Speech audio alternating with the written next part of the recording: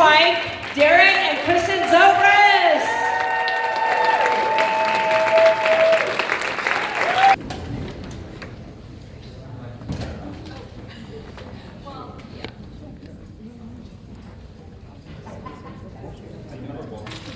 I'm so happy to be here with you. It's been, actually I just looked at my calendar and it has been exactly 5 months since our son was in a really bad accident. And I know every one of you has come up to me and asked how he is doing, and I'm so grateful to you for that. I've missed you. I missed going to the summit. I feel like I've been kind of out of it. So what an amazing place to get back together in Maui. I'm so grateful for that.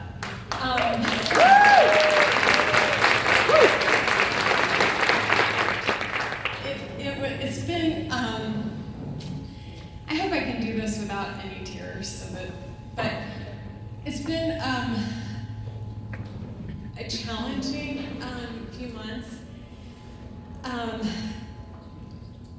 If you don't know, our son was riding his one wheel home from tennis, and he had an accident. Luckily, we had gone to watch him play tennis. We had just gotten back from like a wonderful family vacation. In fact, he had said, "I just wish we could stay here forever. It was so fun. We had so much fun together." And then we're driving home from tennis. The tennis courts are like a minute from our house, and we're on a golf cart. He's on his one wheel, and we don't even know he's ahead of us. And I look over on the golf cart path, and he's having a seizure. And he's never had a seizure before, so I know he's either hit his head, or I don't know, maybe if the seizure caused him to fall, but we know we have to get him to the hospital. He didn't have any marks on his head. He was bleeding a little bit from his elbow and things, but when they got to the hospital, he started vomiting, and it was a head injury. And so they took him back. They saw he had a massive brain bleed, skull fracture, and we had a limited amount of time to get him into surgery. And as a mother, you feel totally helpless and guilty that I'm in a place where I don't really know the medical system, that it's not that great.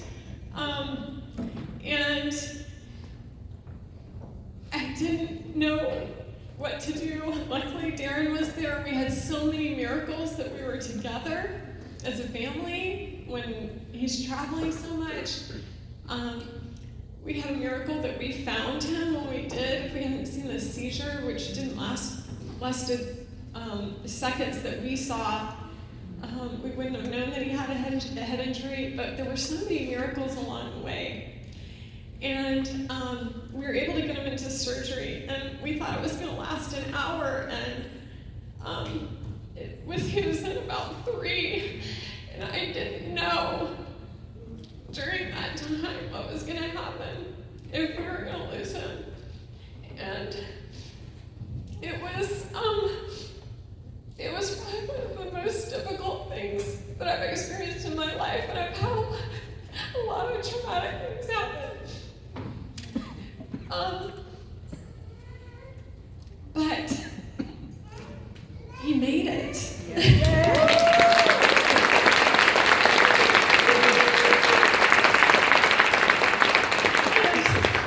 He is recovering much more quickly than we are. So that's the good news. He's doing great. In my worst moment, I collapsed on the floor of the hospital, and this angel of a woman came and picked me up, and she had on this soft, fuzzy sweater. And I'll never forget the feeling of her picking me up off the floor, and with that soft, fuzzy sweater. And I liken that to you all. I really do. The messages, the prayers, the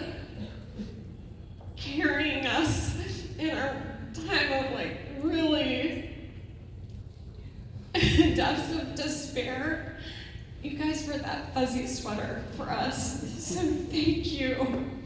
And your arms were wrapped around us. Sometimes we can't carry ourselves. I'd like to think I can, and I couldn't. So who carries us when we can't carry ourselves? But our community, our God, our loved ones, and this community, we really care for each other. We're a wreck. He's like,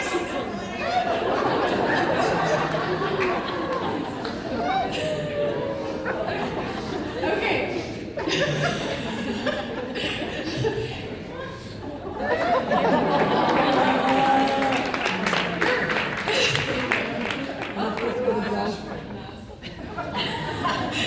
Your goodness inspires us. We mourn with each other. We care for each other. We teach each other. We lift each other. We encourage, we cheer. I love when we come up here and everyone's cheering for each other. You're in different teams. You're in different, might be in different countries, but everyone loves each other. And that's what is different. That's what makes up the soul of Partner Co. And I'm so grateful for our community. And just know that we are cheering for you, and we know that you go through difficult things too. I know some of you in this room have gone through really, really difficult times. Know that we're praying for you, and know that we love you, and our family prays for you. You're a part of our family. We talk about you all the time. I mean, Decker knows, asks about you by name. So, and our daughter was with us in Colorado Springs. I went to an event, and she's like, I get it now. I totally get this. So, thank you. It's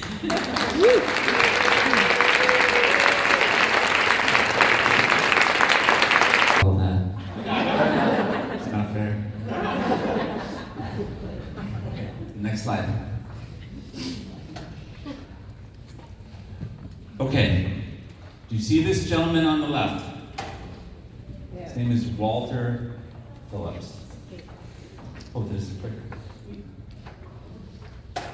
Walter Phillips, in the middle of the year 1900, got on a boat with his wife of 2 weeks, Ann Rasband, who is in that right above him there.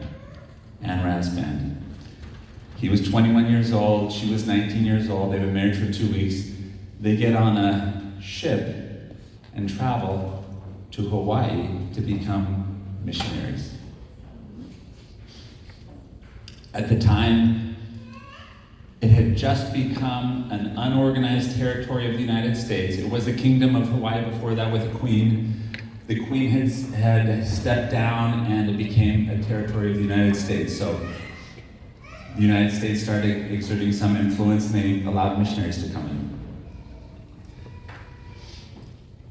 Walter, and then you can see here that picture with everybody standing in front of the building. He is on the very right. You see with the mustache? The gentleman on the very right. And then not the lady with the white dress in front of him, but one over is his wife, and she is holding a baby. Okay, that was their baby. So while they were serving as missionaries, they had a child. Walter Phillips was asked to go travel to the big island of Hawaii to visit with the locals there and preach and minister among them for a period of time. While he was there, he caught pneumonia and died. And at the time, there was no way to preserve his body. The next boat that was coming in like 5 days. They couldn't just hold him. So he was buried in a very small family plot up on the side of the Mauna Kea volcano on the Big Island of Hawaii. And this is the family plot of some people that he'd been working with as a missionary. When I was a child in the 70s, we located the grave of Walter Phillips on the side of the Mauna Kea mountain, and he was my great-great-grandfather. And so when he died, his daughter was about 6 months old. She is my great-grandma, Ras, that I knew when I was a little kid. And so for us, Hawaii is just a deeply meaningful place. In fact, all of growing up, I grew up in Los Angeles, we came to Hawaii from the time we found his grave. We started coming here every year. So Hawaii is just a really special place for me and for our whole family. My parents actually bought a townhouse, and yes, we loved all the shave ice and all the fun stuff that we did, but you see the picture of my mom and my dad, that is his grave, Walter Phillips' grave. So every year when we came, the tradition was we would go find the gravesite. Now there was no GPS at this time. It was really hard to find, and from year to year, it would get totally overgrown with all the weeds and all, you can kind of see it's like jungle. And we would show up there with our machetes and our shovels and trim it back and prepare it and show the respect that we have for my great-great-grandfather and his service and having given his life for service. I feel like I have the great privilege of continuing on this tradition of service in my life. You know how important to us it is that we are helping people all over the world. We have this powerful mission statement, power, health, and prosperity around the world. We take this very seriously. We talk about it all the time. It is something that comes up in every single one of our meetings, whether it's with brand partners, whether it's our executive meetings, whether it's our staff meetings, whether it's our all-hand meetings with our employees. We are talking about our mission because it is so important that we are out there helping people transform their lives. That is what we do. That's why you're here. That's why we're here. And that really is the foundation of building this 100-year company that we talk about, multi-generational company. If we were only here to make money, it's hard to build a 100-year company if it's just about money. It's fine that that's part of it. It's part of it for all of us. We all have to make a living. But to have something that drives us to do good and help people change their lives, that's what really motivates us and keeps us going when we may pass through challenges, when we may hit roadblocks in building our businesses, but we know that we are helping people. We know that we have this big mission to achieve. Also, part of the foundation of building a 100-year company, which we've talked about already today, are our core values. Our core values are so important to us. They're so important to us. In fact, we were talking, James and Becky Zhang and I were talking with Kristen yesterday, and we're like, yeah, people come to Partner Co. and you kind of know sometimes if they're Partner Co. people or not. You know, not everybody agrees with our values and how we want to live our lives. And they end up kind of self-selecting out because they don't fit in. You know, we love for everybody to come and have a shop, but it's true. Some people, they don't feel comfortable because we care about our values and we want to work with people who share our same values. And we also know that by basing our company on these values, that's how you build the foundation of a very long-term company. And our values are so important to us that some of you probably heard me say this, but we had so many new people. We just finished our employee review process, our annual review process. Our employees are judged based on how well they live our values. That's one of the things that we talk about in our employee reviews. So it's important to us as a long-term company, and something that we will always talk about are those values. During the last year, a lot of exciting things have been happening. We launched 12 new products all around the world, including today here, the Core Cleanse, which I know everybody's super excited about. During the last year, 124,000 rank advancements. Yeah, that's staggering, right? So many people have grown their businesses, made great progress. We had over 1,039 savings bonus recipients, new savings bonus recipients, and paid out over $10 million of savings bonus. John and I always talk about, actually we all do on the executive calls, those are our favorite things in the world, are when somebody first gets that savings bonus. We call them, we pull together the executive and we have a special recognition call with them, and we congratulate them and talk about them receiving their savings bonus. And we just love it. We know that they've grown in their businesses, they're helping other people, but we love to hear also what they're going to do with the money, a lot of people are investing in their business, some people are traveling, some people are using it for their kids or grandkids. We heard people today talking about using it for travel, for special trips. Somebody is, for their birthday, taking their twin sister to Italy, right here, yes, with the savings bonus, Stacy, amazing, congratulations. So we love the savings bonus, we love that as part of our compensation plan. PXPs, we had, since we launched PartnerCo, and PartnerCo still is a very young company. Like a 3-year-old company. We still have a huge amount of growth. We've made a lot of progress in the last 3 years, but we have so much growth. When you talk about a 100-year company, we're just right at the very, very start of the company. But we've had 10 PXPs all around the world with over 25,000 participants. Our events are important. How many of you joined PartnerCo because you attended an event and were touched at an event? Raise your hand. Hey, that's a lot. It's like 15-20% of you. It was an event, attending an event that brought you to PartnerCo. So our events are incredible. We have training, we talk about products, we talk about business, everything you need to help make your businesses successful, you're learning at those events. And travel, which I talked about the other night, this is just during the last year, if you can believe this. 53 travel destinations, 39 countries visited, 64 cities, and over 5,000 brand partners who have traveled together with PartnerCo. Some people call our company, when they're recruiting, they're like, oh, it's a travel company. I agree, it's a travel company. It's super important to what we do.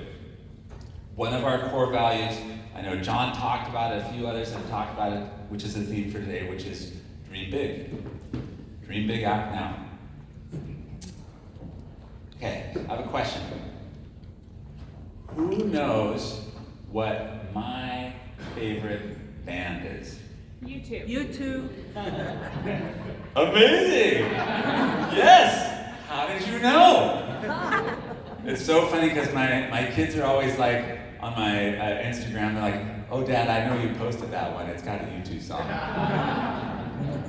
Yeah, U2. U2's my favorite band. So my beautiful, amazing, wonderful wife, right during the year when we bought PartnerCo, so 2022,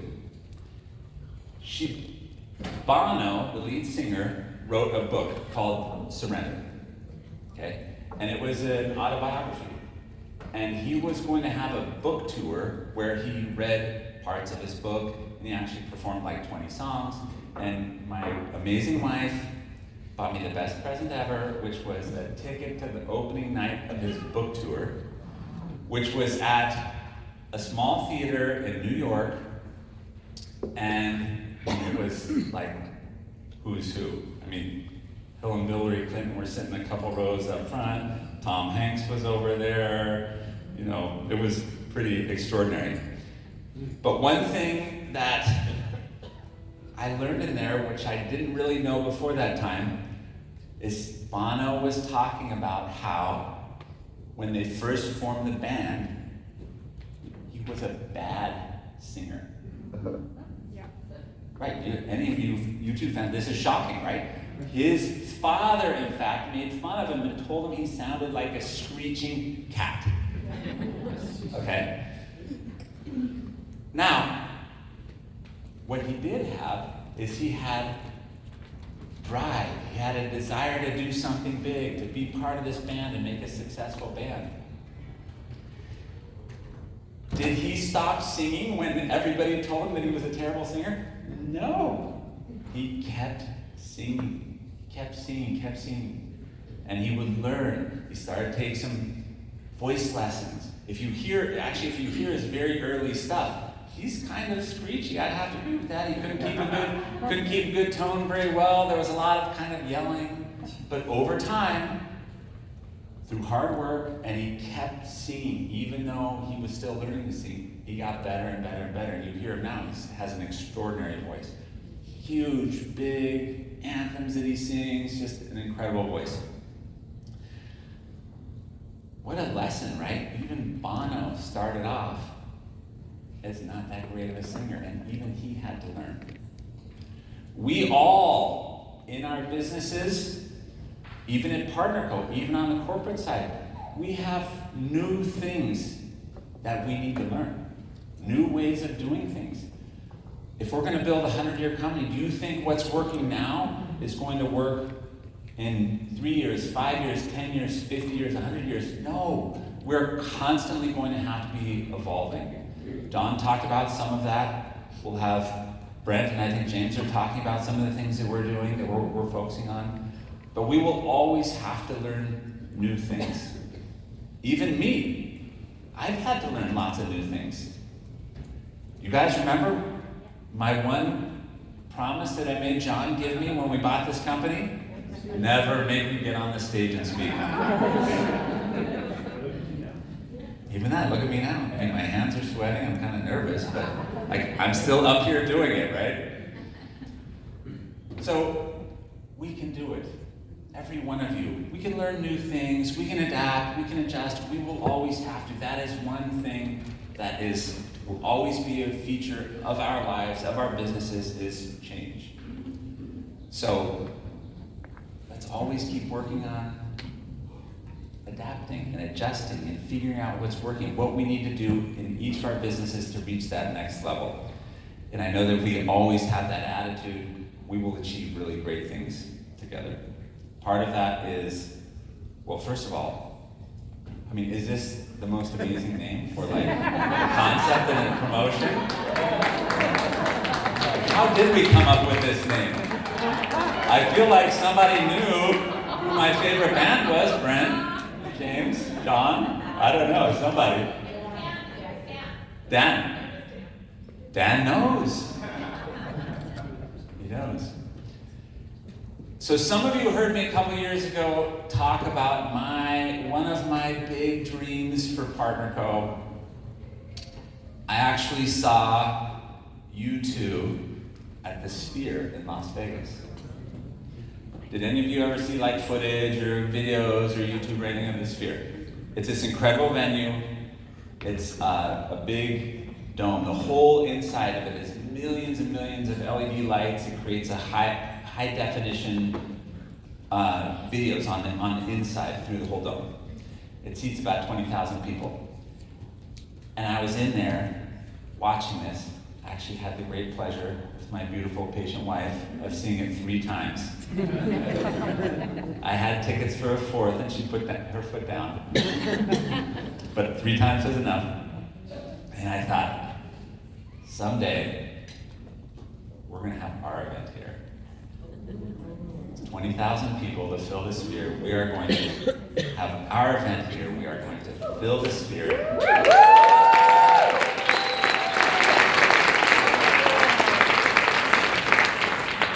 And maybe even we'll get Bono to sing us a song. Yes. So just to help you really envision the Sphere and what that would be like, think about what that would be with PartnerCo in the Sphere. I'm going to show you the video I took from the Sphere. And just think about that. Let's all expand our vision. Start thinking about that. Put that on our dream board and start working toward this, achieving this with all of us. Okay, here we go.